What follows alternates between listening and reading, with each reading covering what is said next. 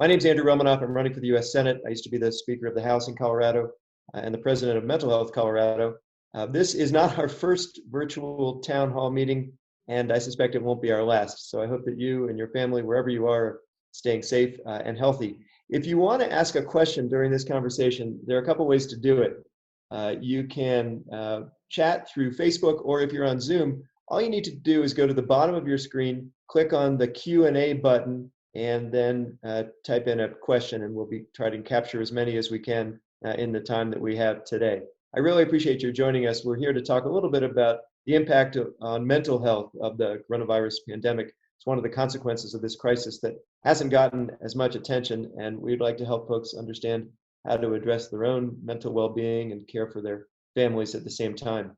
I'm going to introduce our panelists in counterclockwise order as I see them on my screen. One used to be my boss because he was the chair of the board at the organization that I used to work at. His name is Dr. Tom Barrett. He is a professor emeritus at the Graduate School of Professional Psychology at the University of Denver. Thank you for joining us, Tom. Hi, Andrew. Thank you. Dr. Hunter Kennedy is the Executive Director of Footprints to Recovery, and I really appreciate your willingness to join us on short order, too. Thank you, Dr. Kennedy. It's my pleasure. Thanks for having me. Carrie Ladd is a licensed clinical social worker at the Mental Health Center of Denver at the Walk-In Center, and I want to say thanks to you as well. Absolutely. Thank you for having me.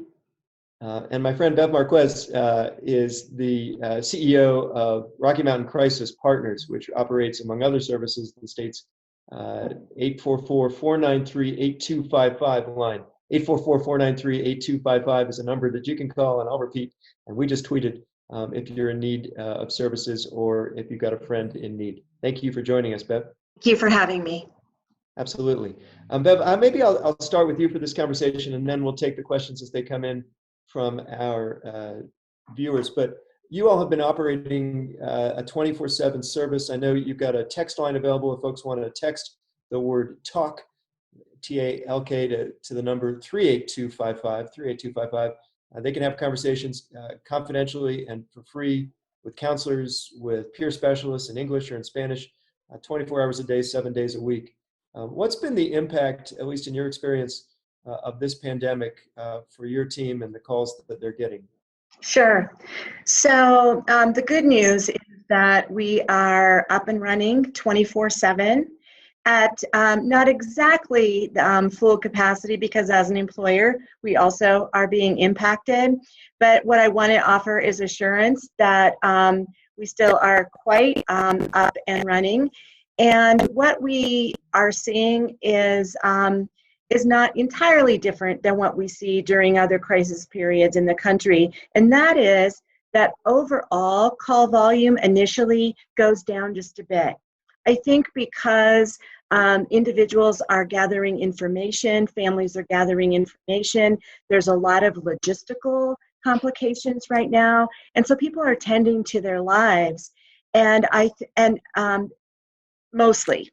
And then over time, we expect to see an increase when people really get sort of beyond knowing what they need to do for survival, and then can start working more intentionally on coping mechanisms and understanding their reactions and the reactions of their families and their loved ones. That's probably when we're going to start to see an uptick in the few days.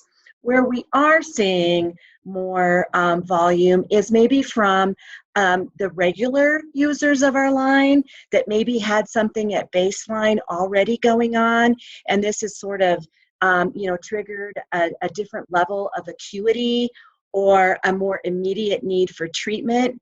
So it's the acuity of the calls that we are getting that we're seeing an increase in, and then general uncertainty, but pretty manageable volume at this point.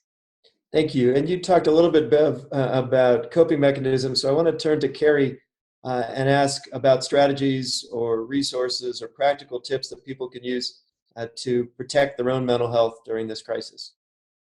Absolutely. So taking care of ourselves and our mental health is really important.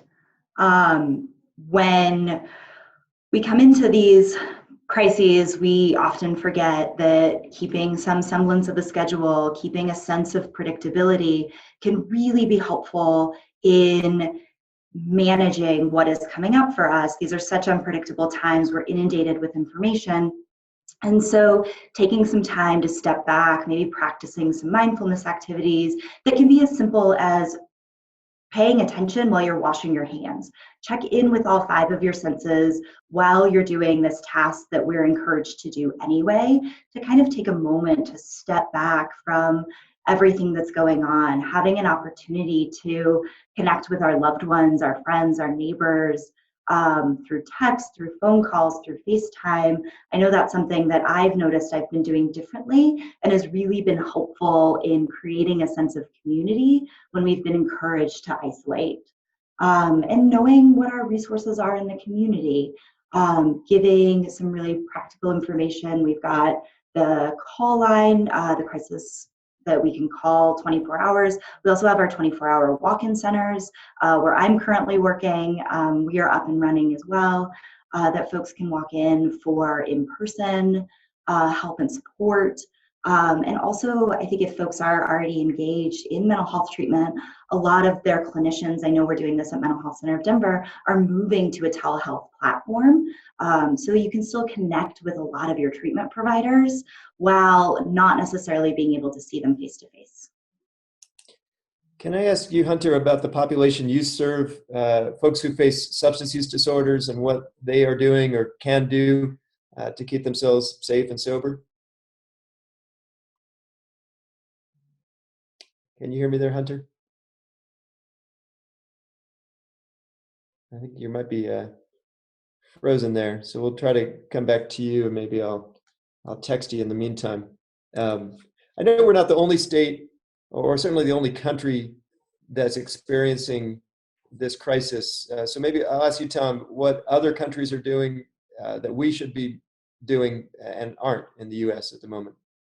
Okay, yeah, when I was working for the World Health Organization, one of the things we tried to work with countries is when there is a crisis, you need to pay attention to mental health issues. And that's an issue here as well. There's so much information about health and what you need to do from a health standpoint, but not very much information about taking care of yourself, the kind of things that Carrie and Bev already talked about. So that's one of the most important things. We expect, and we've seen in other countries, a high level of anxiety. You would expect some depression as well.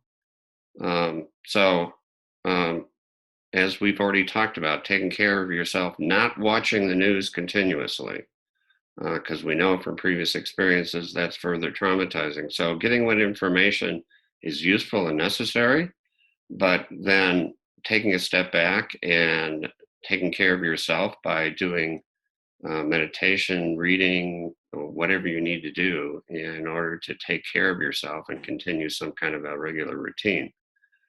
I could also make a comment about kids. I know we're going to talk about this more later on, but kids take their cues from the adults around them. So if the adults are anxious, the kids are going to be anxious. And I think it's important to give good information to children. Don't try to shield them from all this, because they're going to get information, but give them factual information, reassuring in a way so that they understand the situation and are not overly anxious. It's also important with kids to maintain some kind of activity level. Schools are out now. Most of the schools are on extended leave. And for a regular leave period, that's okay, but kids need some structure. And so it's important to provide some structure for kids as well. But the most important thing for countries around the world and for us is to pay attention to the mental health issues, take care of yourself, take care of kids, work with, as Carrie mentioned, work with your family and other relatives, and take care of other people. When we've seen these kinds of crises in the past, people realize they can get through it, but what they feel guilty about is that they haven't taken care and paid attention to other people. So you want to do that in this kind of a situation to help with everybody's anxiety around this. I appreciate that. And I do want to talk a little bit more about kids. We've got more than 300 folks who are joining us right now. One of them wrote it in to say, you should take a walk before the snow comes. I think that's scheduled for tomorrow, and that seems like good advice to me as well. I'm going to come back to Hunter when I get the cue from his handler there. Can you hear us yet there, Dr. Kennedy? I can hear you now. Oh, great. So I was just asking earlier, with respect to the population that faces a substance use disorder and or a mental health disorder, are there things that people can do or have you found effective to do in keeping themselves safe and sober? Well, very much so. I mean, it's a very known fact that isolation is one of the proponents for usage and addiction. And what we practice here is body, mind, and spirit. And so I think it's important for everybody, not just people who are suffering and with addiction, but to keep yourself physically active, keep your body moving, to keep your mind active and off of fear and the what if scenarios. And I think it's important for whatever your spiritual practice is, that you engage in it and that you use this time and situation to actually prepare a plan for yourself and to create physical activity, to create mental activity, and some kind of, spiritual or other connectedness practices. And so we're seeing a lot of people now going into online meetings, going into telemeetings and using telephony. And so I think it's important that people in the community of sobriety and other networks stay connected and keep moving forward with what they're doing. Thank you. We're getting a number of questions about parts of the population that may be particularly impacted, like folks who face financial needs or people who are totally shut in. Do any of you have some thoughts to address those of our neighbors? How to help people who are shut in or facing particular financial needs? Well, I know one of the things that we're encouraging in our little neighborhood here is to check in with people that are living by themselves. And I know the governor has suggested that you try to help them with their grocery needs and, if they need to get things from the grocery store, that you help them with that. But I think it's also important to check with them to see how they're doing emotionally. As we've talked about, there's not a lot of attention to them to that. And certainly maintaining some contact with people that are shut in through whatever mechanism you have available to you, if you can't directly, and I know nursing homes and are cutting off any kind of visitors, but you can still maintain contact through the phone. Did you want to weigh in on that too, Carrie?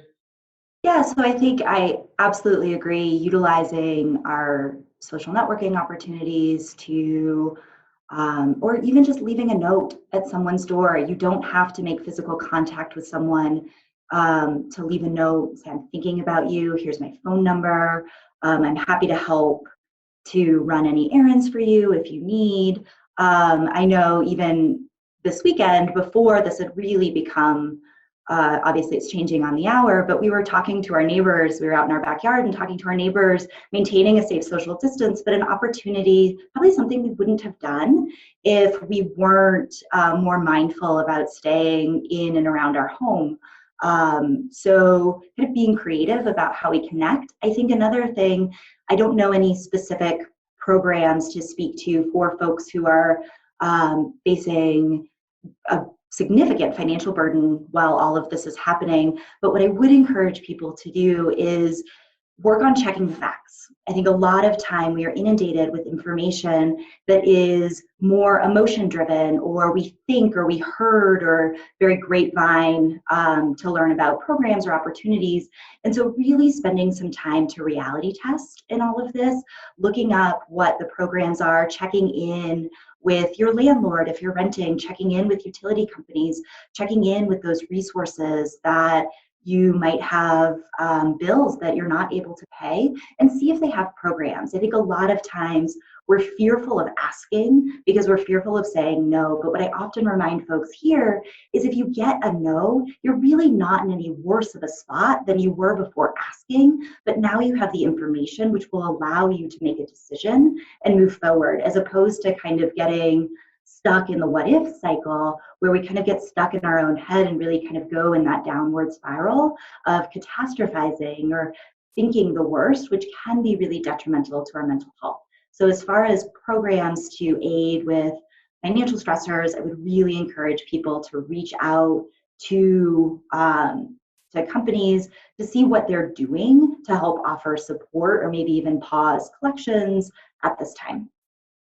We're being flooded with suggestions online, and my guess is we're going to get more questions and more offers of assistance than we'll be able to capture in the course of this conversation. So I'll just make an editorial comment here. To those of you who are watching or dialed in, if you want to share your thoughts, one, we'll have a recording of this posted at the end of our conversation or as soon as we can put it together.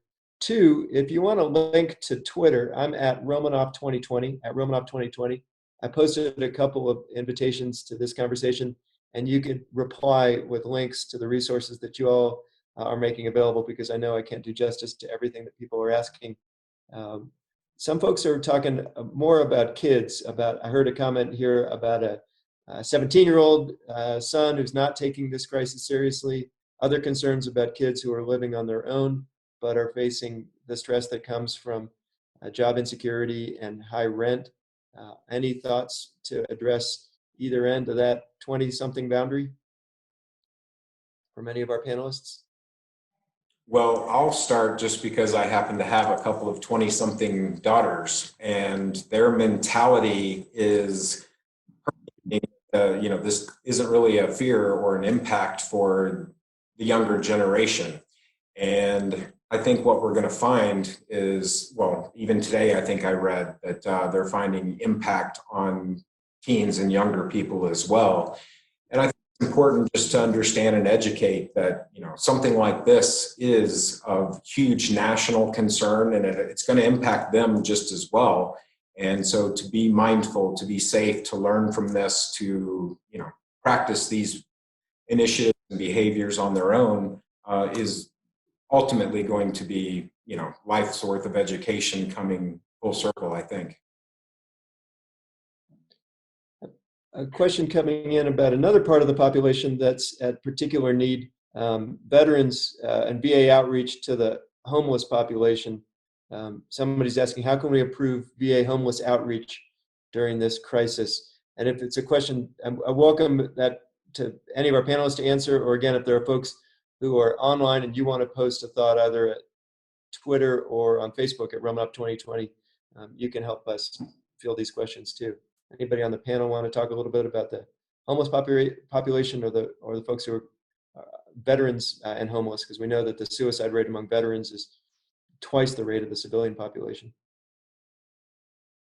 So this is Bev, and I'm afraid that I don't have a solution for the larger systems. I do know that my counterparts in all of the crisis systems are doing their very best to identify those most at risk. What I will say is that if there's anybody that has a specific concern about an individual that may need a connection or a telephone assessment, or they're not sure if they do, but most likely that individual's not going to reach out, you can call us at the crisis line and ask us to do an outreach. Many of our callers at this time and all times are concerned others finding themselves in a position of knowing that someone they care about may be at risk, but not knowing how to have a conversation or have a referral. So keep that in mind for individual specific situations. I'll just put in another pitch and ask my staff to do the same if it's not already posted on Facebook or on this Zoom meeting. If there's a way to include the crisis line that Bev just mentioned, which is 844-493-8255, 844-493-8255. I spent 4 years repeating that number all across the state. And I want to make sure that a lot of folks who may be more comfortable texting than talking recognize that they can simply text the word talk to the number 38255. The number 38255. If you just text the word talk to that number, you can have a conversation, unless I'm wrong, with a peer specialist or a mental health professional, thanks to the folks at Rocky You're Mountain right. Crisis Partners. Andrew, Another question's coming. Yeah, go ahead. Maybe just adding to that, you mentioned that the suicide rate for veterans is higher than for other people. And we know the suicide rate in Colorado is higher than most other states. For one of the highest states on that. So it is important for people to pay attention to any kind of depression associated with this. We think that there will likely be some depression associated with it. We know people that are withdrawing are more vulnerable. So outreach to veterans, outreach to people that are living by themselves, outreach to anybody that you know may be at risk is a good thing to do during this time period. One of the most vulnerable populations that one of our viewers is asking about are those who find themselves in a situation of domestic violence. Does anyone on our panel have some thoughts to share about how to address that crisis? The needs of folks who find themselves in domestic violence situations? So I think similar to Bev, don't have necessarily the answer to the problem because it's such a massive one, but I know that the Rose Andom Center is a fantastic resource for folks who are experiencing domestic violence. I haven't been in touch with them since we all kind of went digital, but I do encourage folks to really utilize that community resource. It's fantastic. We at the Walk-In Center refer there often, and there are folks who are really experts in that area to help offer folks support. Thank you for mentioning. Go ahead, Beth.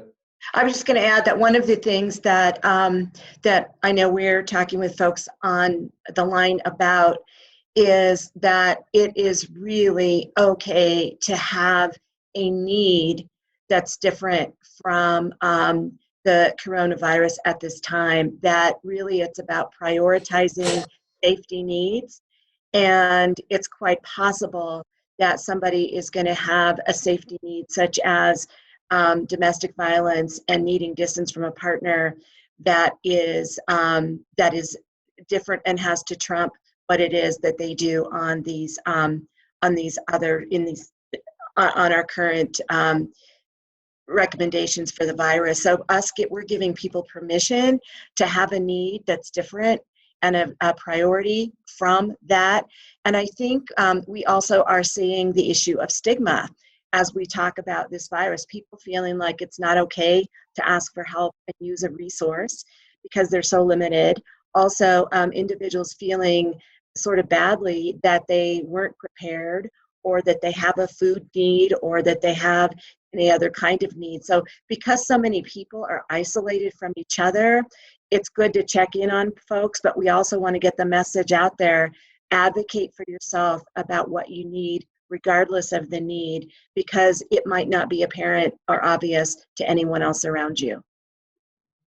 I want to pick up, thank you. I want to pick up another question, and I'll read this in its entirety. The LGBTQ plus community experiences a disproportionate burden when it comes to behavioral health outcomes. Coming together as a community in safe places helps decrease the sense of marginalization. How can we help individuals maintain community virtually?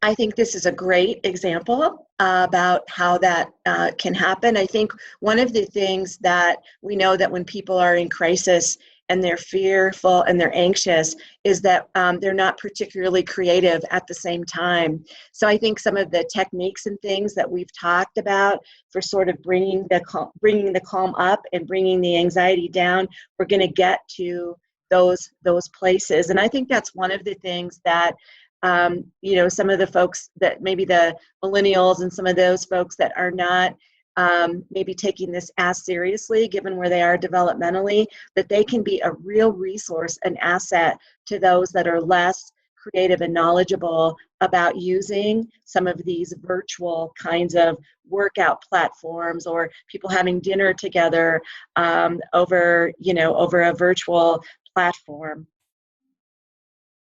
And I'd like to chime in just a little bit on that, because I think social responsibility is something that all of us need to focus on and adhere to during a time like this.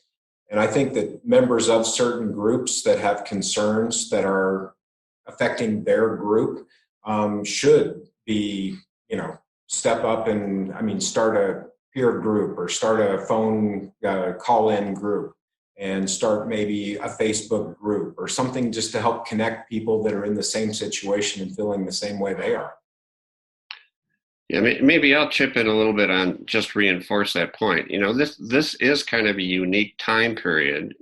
As the caller mentions, typically people get support from meeting with people, and that may not be possible. We're going to have to be a little bit creative here in terms of what we can do using the social media, using chats, using other mechanisms in order to provide that support. And it's probably going to take going out of the box a little bit in terms of what you're usually using to provide that support. So we're going to have to be a little bit creative here. We are creatively trying to address all the questions that are coming in. So just two more quick thoughts. If you want to ask a question, you'll find a Q&A button on Zoom where you can type in your question. A number of folks are asking questions that I'm not sure we're equipped to answer in this panel about financial assistance and the economic impact, which is obviously severe and likely to grow from this crisis. But we have tried to put together another panel for another virtual town hall to focus both on the resources that are available today and the sorts of policy changes that we might like to see from either the legislature in Colorado if it reconvenes and from Congress to mitigate the economic damage of this crisis. And on that note, if you all who are watching have suggestions for future virtual town hall conversations, assuming that this conversation goes well, you're welcome to share those ideas with us. You can do so either by emailing us at info@andrewromanoff.com. That's info@andrewromanoff.com. Or you can sign up to our newsletter on the website, andrewromanoff.com, and we'll post you for about all those future opportunities. Yeah, Andrew, just a point on that, and I know from the unemployment claims that were filed yesterday, it overwhelmed the system. And we know from past experiences that when there is an economic crisis, that mental health needs go up. So again, people need to be paying attention to an anxiety and depression that might be associated with that. Mm-hmm. Yeah, I appreciate that point, Tom, especially because there's a poll out just today. We saw a national survey. I put this on Twitter, and you can follow this part of the conversation, at least on Twitter, not live now, but 22% in a recent national survey said their mental health had taken a hit. 29% said their emotional well-being had gotten worse. Right. Unless I'm mistaken, I'll double check the results of the poll. Those numbers were disproportionately high among the younger Americans. Right. Yeah, I would expect that. I want to just add a personal question. I'm really worried about my mom and my dad. My dad will turn 80 this month. I'm not sure my mom wants me to broadcast her age across the internet, but she's not far behind.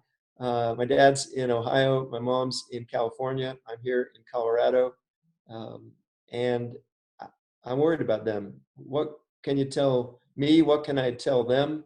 How do you address? I know we've been talking a little bit earlier about what to tell your kids, but I'm a kid of two parents who are in this risk group. What can you tell me? Well, Andrew, I concur. I am in a similar boat here with my parents, and I think that certainly having consistent connection with them, giving them a time that we're going to connect each day so that they can bring some structure to their life, particularly because many of their routines have been put on hold. Also sharing facts with them that I'm aware of, because neither one of them are as connected to facts as I am.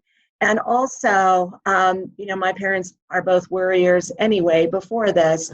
And so really helping them with some perspective and also some mindfulness about what they have control of and what they do not, and what they can do with some of those pieces that they don't have control of. They're certainly worried about me not being as still as they are, and so assuring them that I'm doing what I need to take care of myself, and then reminding them that there's an open door to call out anytime that they need something outside of that structure, and really letting them know that if that their direct line to their own medical provider is there, should they should they need to access them. So those are some of the things in terms of helping them with facts and also maintaining their own structure. Andrew, maybe I can talk about that from a little different perspective, not from the standpoint of my parents, but from me. So I'm 72. I've got asthma. I am in a high-risk group, and I am anxious. And I think it's appropriate to recognize that anxiety is realistic. You don't want it to be disabling, but this is an opportunity to connect with family members, to bond, if you will. And I think reinforcing what we talked about before, to have older people take care of themselves and do what they need to do in order to get away from constantly thinking about this and constantly being anxious about this. So, but some anxiety is realistic, and I don't think it's really realistic to say that's going to go away. You can make it go away. And as a son or daughter, I don't think you should expect that you can make it go away. But to recognize it's there and to help people deal with it, I think is the best you can do. I appreciate that point, Tom. And if I can chime in on that too, just my own mother, I had a conversation with her yesterday, and like most people are probably doing, this is what we're talking about because it's what's in the news and it's what's here. And so after talking about it for a few moments, the conversation is, are you doing what you need to do? Are you being safe? And then shifted gears completely to talking about the old times and old days and remember when.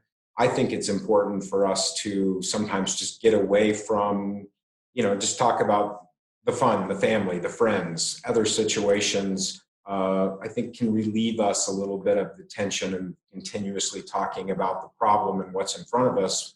If we're doing what we need to be doing, that's really what we can do. And moving forward and trying to keep as light of heart and give yourself a little bit of space to breathe and laugh, I think is important.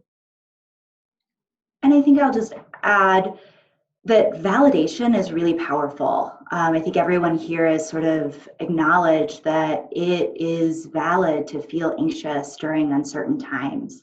And it doesn't mean we need to expand that anxiety by kind of doing the what if scenarios. And a lot of times the intensity of our emotion decreases when we feel validated. And so I think similar to what Hunter was saying, that we can validate that someone is feeling anxious and then move on to other topics, to what we've been doing, what creative ways we've been connecting, what fun new internet sensations we've discovered, and maintaining connections. I know I'm sort of in a bit of this sandwich generation, and that I have parents who are definitely not elderly. Sorry, Mom, who I'm sure is tuning in. And they're in the vulnerable population. And I also have a 2-year-old. And so managing to maintain the connection, because I know that's something she's really worried about, is when am I going to get to see my grandson again, who's someone's extremely important to her. And so again, being creative and finding that sense of family, that sense of community, lightening the mood by FaceTiming in whatever antics he's up to. But again, also really validating to the extent that it makes sense that this is a trying time. And I would imagine that a lot of people see when you use that strategy, the intensity of the person's emotion who you're talking to will decrease because they feel heard and they feel seen. And as a social species, that is extremely important to us and that piece of connection. I want to come back to a couple points you all are making. One about kids, but particularly the point that Bev made at the outset around the value of structure and routine. One of the ways that we measure mental health or mental health conditions is the extent to which some of these disorders interrupt our daily routine and interfere with our ability to conduct the regular activities of ordinary life. But obviously those activities have been interrupted by necessity here. And one of our viewers is asking, she says she struggles with anxiety and depression gym and church and community were her lifelines. Those have all now been taken away. So she's asking for suggestions in that context. Any thoughts from our panelists about that? Well, I'd like to start on that just because this is something that we're experiencing, huge in the recovery community, because people that are in recovery rely on meetings and social networks and gatherings. And the thing is, I think we have to recognize this is a temporary situation. It's not a permanent situation. And I think it's important to modify, using the phone, using FaceTime, using other means to stay in touch and stay connected to church friends, church groups, or other groups and activities. So you keep that connection and you keep your mind in that, knowing that this too shall pass. It's one of those things that we're changing and modifying for a season, not for permanent. And so understanding and recognizing that, hey, I just need to do this for now, and then things will return to normal at some point in the future. Can I just press on that point a bit? Because I know, and they may not be on the call, but a lot of the communities I've been traveling across the state to visit don't have reliable high-speed broadband internet access. It's a barrier to telehealth and telemental health services, and it may be a barrier here to trying to replace the physical activities that we're used to with the kind of virtual alternatives that you're suggesting, although I take your point entirely. So if you're in a place that's now cut off from interpersonal contact and from the internet, what do we say? How do we help you? It's a challenging question. And we're going to try to reach those communities too. Just hard to do, and when we're not where we need to be in 2020 with respect to the telecommunications infrastructure. I'll put that question to our online community too. Well, I've got a place up in the mountains where I don't have internet access, and you need to use whatever resources you have available. I do have phone up there, so you can still connect with people by phone. As Hunter mentioned, you have to recognize that this is going to be a different time period, so you may need to replace some of those things with other activities. It is important to take care of yourself. If you can't have as many contacts with other people, use whatever contacts you have available, and then again, take care of yourself by doing exercising and taking a walk and the things that will get you away from just totally focusing on the pandemic. I'm asked to repeat, and I will keep doing this throughout our conversation. The crisis line, 844-493-8255, 844-493-8255, or you can text the word TALK to the number 38255. I'm not on commission for Rocky Mountain Crisis Partners. I just want to do my part to make that number as widely available as possible. And I don't know, Bev or Carrie or others, if you've gotten this kind of question, but Tom was talking a little bit about his place in the mountains, and it feels like we all are getting cabin fever. So one of our viewers wants to know, in those circumstances, are there ways to combat cabin fever from self-quarantine, and should we stick to a schedule? So I'll maybe try and field that question first. I think a schedule with reason. Predictability, for me, predictability and safety often go hand in hand. So if I can have something I'm looking forward to, some sense of structure, so I know that, and also to kind of loop back into your question before about maybe some of our more rural communities or communities that aren't as connected, using the phone to schedule an activity with a friend that you're both doing at the same time can be a way of feeling like you're connected, like you're engaged with your community, while not necessarily having to leverage a technology. So I don't have to be in a Zoom meeting with my friend doing yoga, but potentially we do the same activity at 3 o'clock, and then we check in afterwards to see how it goes. It's an opportunity to have a shared experience that I think combats some of that cabin fever. It links to our connectivity, gives us a sense of schedule without necessarily saying from 10 to 10:15, I'm going to eat a banana, and I might not have any more bananas left. And that can, in and of itself, create a sense of anxiety. So I think schedule within reason, continuing to engage our sense of community and our sense of industry. We are also a productive species, and so feeling like we're accomplishing something rather than just sitting around and kind of waiting for the minutes to pass can also be a really helpful way. So potentially, kind of getting back to, maybe I write a few notes and drop them around my neighborhood in people's mailboxes.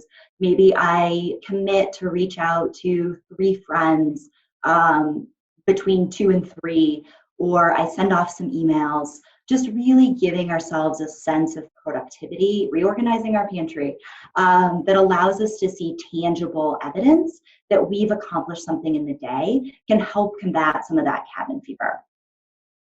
And I'd like to chime in on that too, Carrie. That's a good point. But that was kind of what I alluded to earlier, that you need to have a plan. And so I am personally making a list of things that I want to get done at home.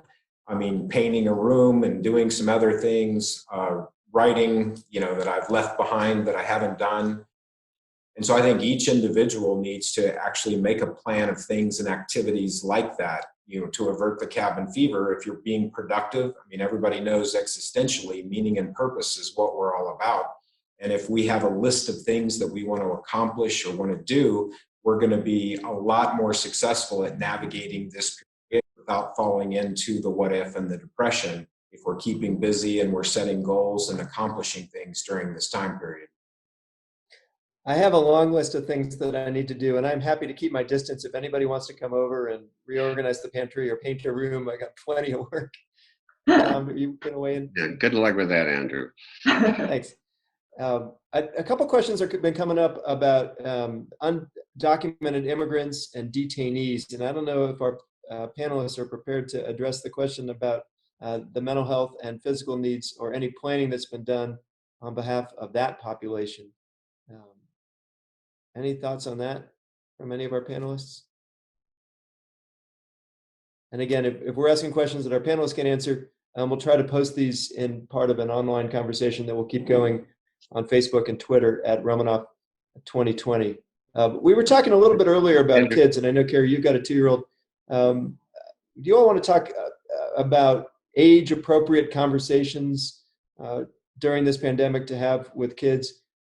It's a conversation that we've had a lot over the last year when it came to the climate emergency, because there's a great deal of understandable and justifiable anxiety that is set in, especially among younger Americans who recognize the damage and the danger that that crisis presents.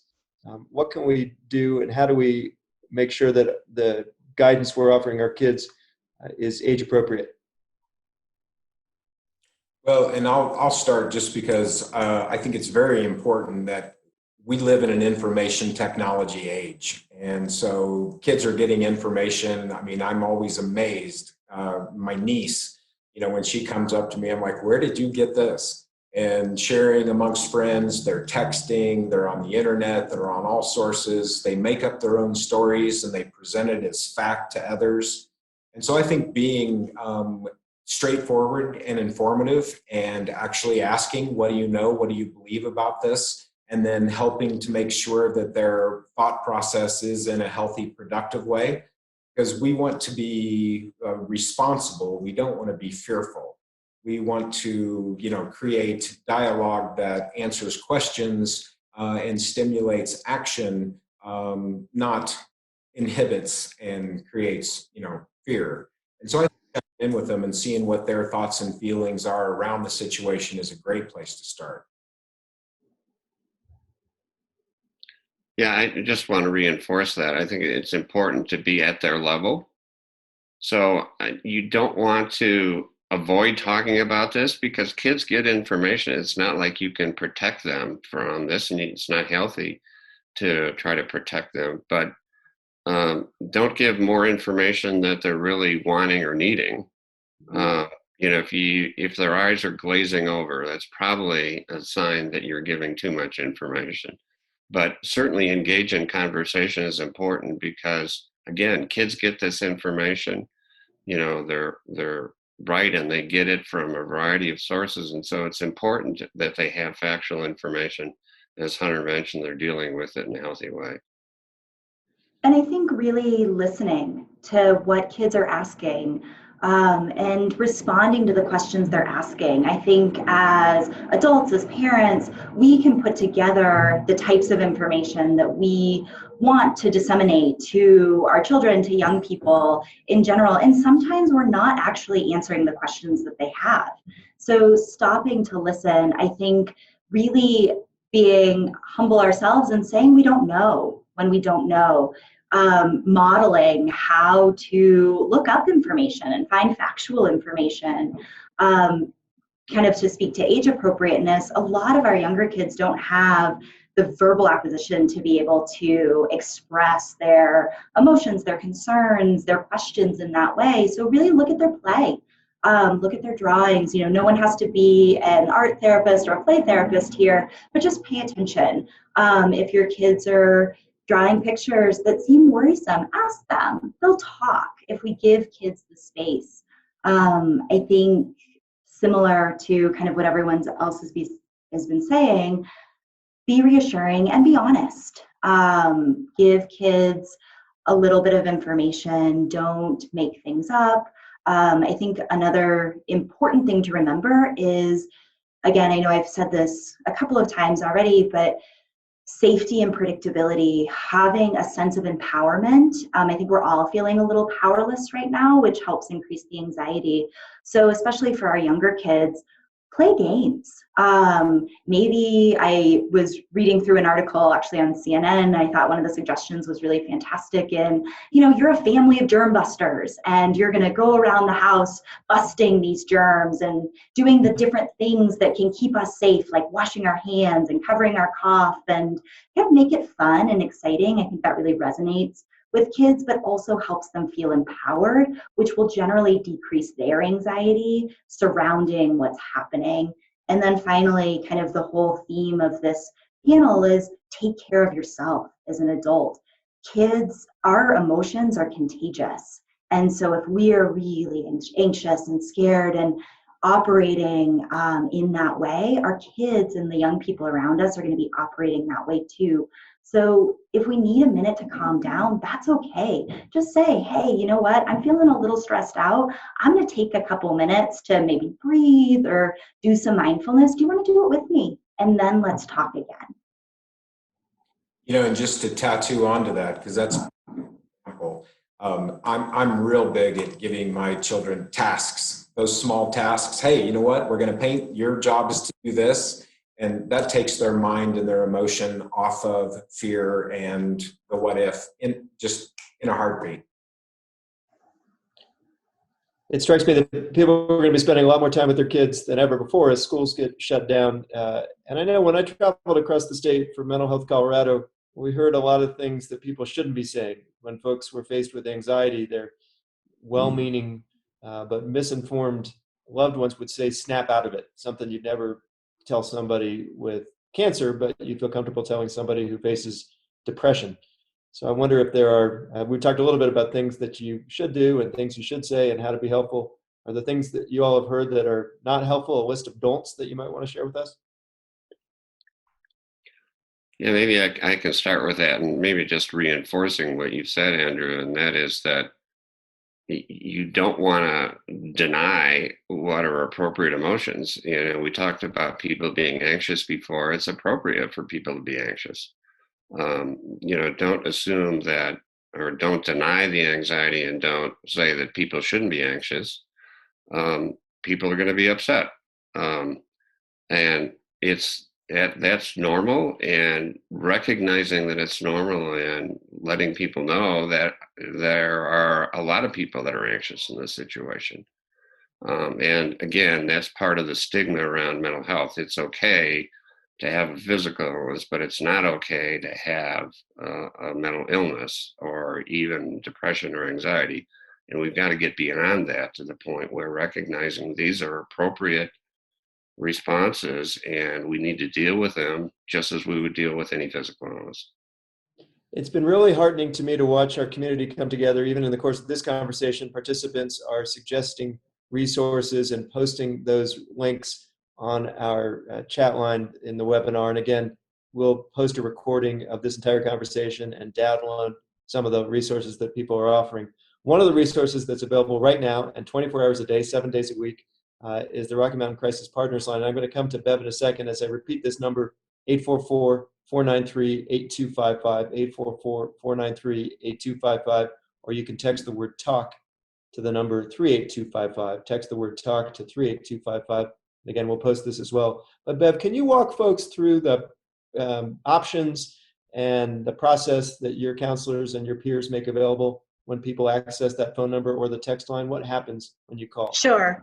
I will tell you that we have added an outgoing message to the front end of our line right now.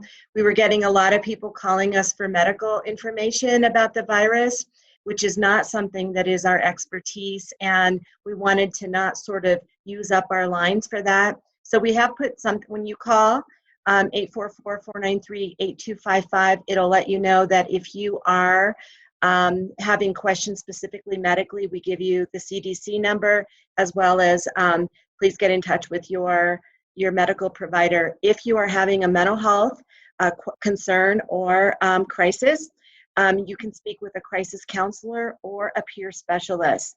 If people don't know which, they default to a crisis specialist who is available to talk with you about something you're feeling yourself or somebody else that you are concerned about. And so we really get a sense of what is it that you are calling about today. So we can hear the specific question, the specific concern, and then we assess for safety on every call.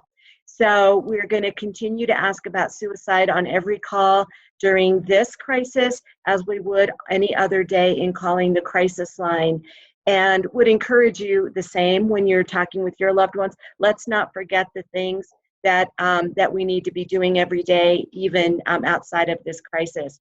We then talk with individuals about, I'm feeling really anxious about this. Is this a lot of validation, as Carrie and others have talked about today, letting people know that this is in fact a reasonable and natural feeling, many times helps them feel tremendously better. And then we help them know what problem solve a situation in that moment. And then we also give resources that are available, and then we offer to do follow-up calls, certainly for high-risk individuals, and then for others that are just feeling that they need a little extra connection during the scope of their crisis. Nothing too small, nothing too big for us to talk with individuals through.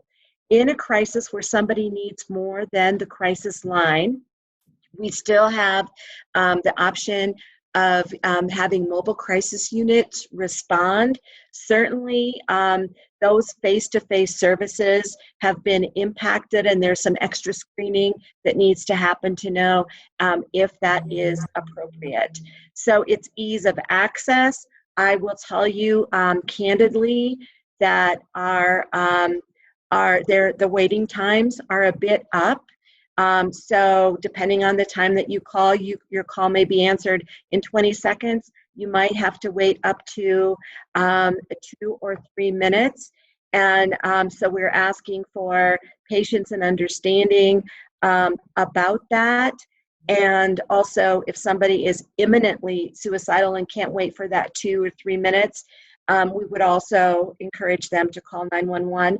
But very few of the people that call us are actually in that kind of a situation. So we get between 600 and 750 calls a day. If you text the word TALK to 8255, 38255, you will get a message from a counselor asking for your date of birth and your zip code.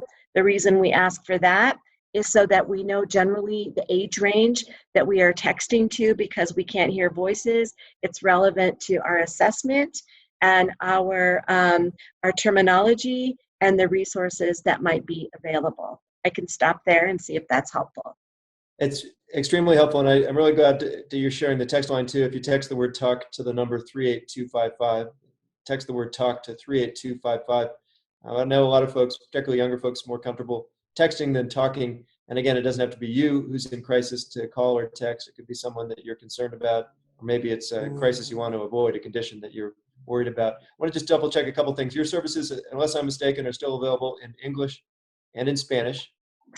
Yes, through translation in Spanish, and also occasionally a staff member that's bilingual will get the call. Otherwise, we use a language line, and that includes nearly, every language that I'm aware of, they're able to help with. Not ideal, but certainly functional.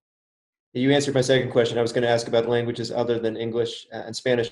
And by the way, for those who are interested, we're going to try to do a virtual town hall in Spanish, which is the language I speak. And we'll try to figure out a way to make these sorts of conversations available in other languages as well.